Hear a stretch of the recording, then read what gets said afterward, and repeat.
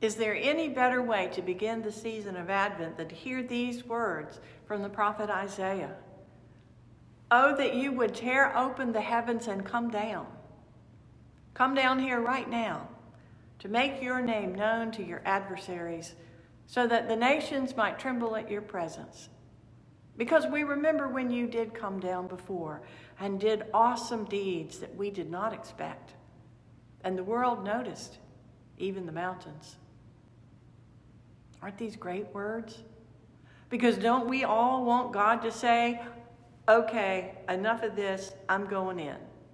I'm going down there and save my people who have struggled long enough. Because don't we feel that we have indeed struggled long enough? Come on down, God. Any time would be good. Any time, like right now. And of course, God did come down, has come down, does come down. This time of year, we fix our gaze on God coming down at Christmas, like the song says. But God came down in other times too, always with the aim to save God's people. And we do need saving, don't we? We cannot save ourselves. I don't know who the modern day Isaiahs are these days, lifting their voices to heaven to beseech God to come on down right now, but I hope they are being persistent.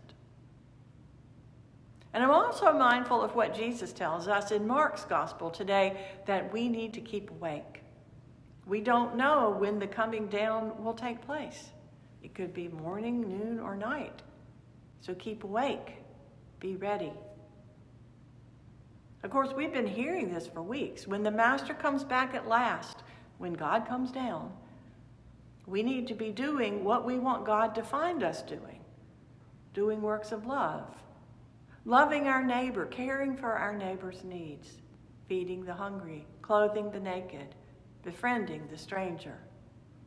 We've gotten a steady diet of this message, and no doubt we need to keep hearing it because it's so easy to let it all slide while we wait for our own salvation.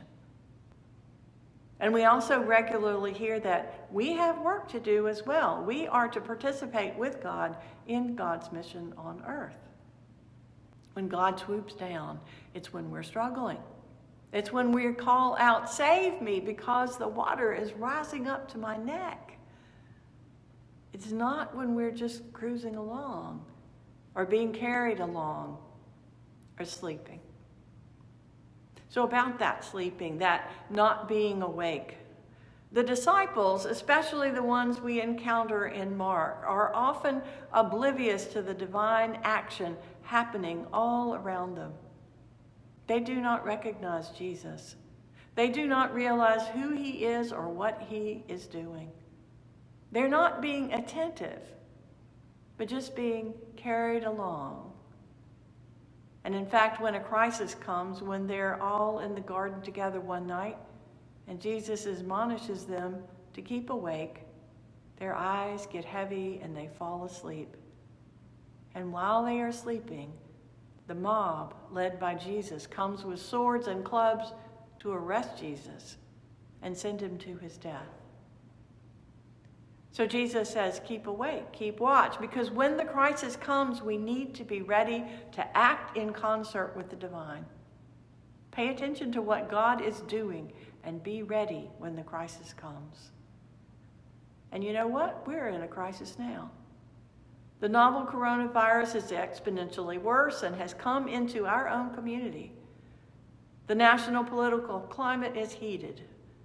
The stock market may be soaring, but so is the Earth's temperature, so that there were so many hurricanes this year, they ran out of names for them. Even while fires raged, floods came, and snowfalls showed up months ahead of the usual time.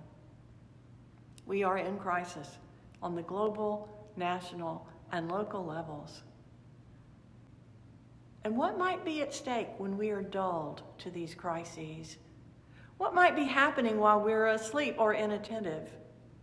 Will we be ready to join God in acts of divine mercy when God needs our hands and feet on this earth? Or will we miss the chance because we have stopped watching, stopped listening, stopped feeling the urgency, and given over to just be carried along. But I'm so tired, and aren't you? Tired of the amped up rhetoric, tired of the nonstop talking, tired of the virus, tired of the restrictions, tired of worrying about what's going to come next. I'm so tired. Aren't you? So thank goodness it's Advent, a time to rest, a time to take stock, a time to look inward and clear out the clutter so we can look back out.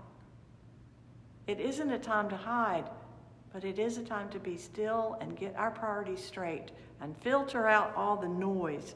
Not just to block it all out, but to jettison the unhelpful stuff and pare it down to the essentials, to breathe and to reconnect with the divine so that we can recognize what is a real crisis and discern our part in meeting it.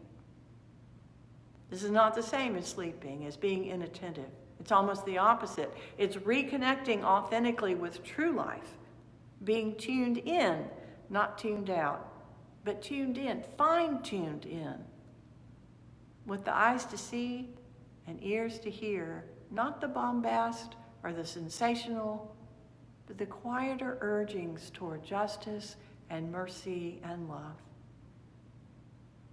So welcome to Advent 2020. God will come again in love, we know this, and we'll focus on this Advent as we always do.